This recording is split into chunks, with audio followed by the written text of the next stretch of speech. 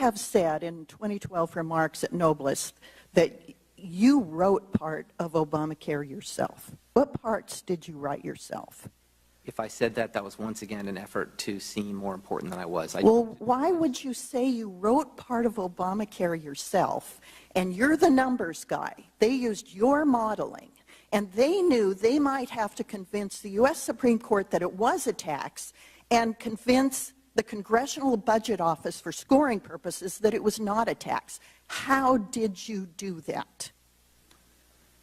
Ma'am, once again, I did not write any part of the Affordable Care Act. Well, why did you say in 2012 explicitly that you wrote part of Obamacare yourself? I was speaking glibly. How many non-politicians know what CBO is? How many non-politicians know what scoring is?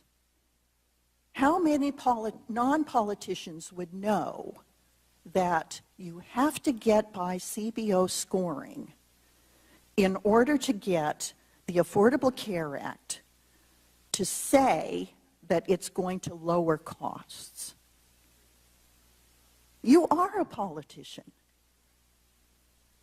Everything that has led up to your testimony today is inconsistent with your testimony today, which is to say all of your prior statements were a lie. Is that true?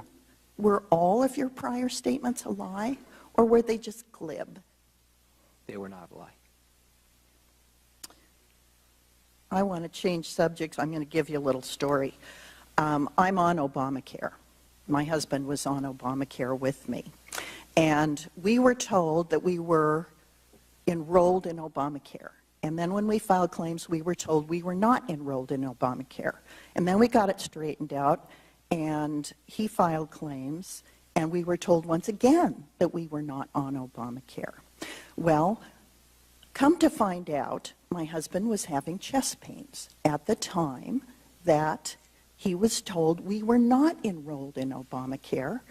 And come to find out, he didn't have all of the tests that he was advised by his physician to have. So, on October 24th, the week before election, my husband went to sleep and never woke up. He had a massive heart attack in his sleep at age 65, a perfectly, by all appearances, healthy man.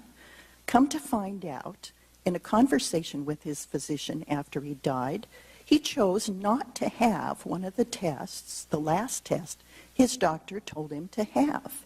This happened to coincide with the time that we were told that we were not covered by Obamacare.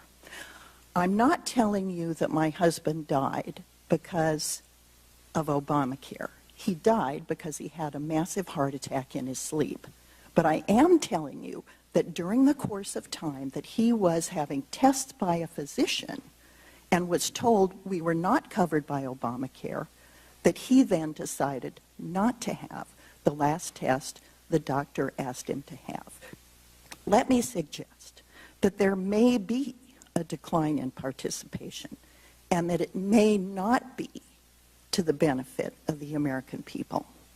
I want to suggest that regardless of what happened to me personally, that there have been so many glitches in the passage and implementation of Obamacare that have real-life consequences on people's lives. And the so-called glibness that has been referenced today have direct consequences for real American people. So get over your damn glibness.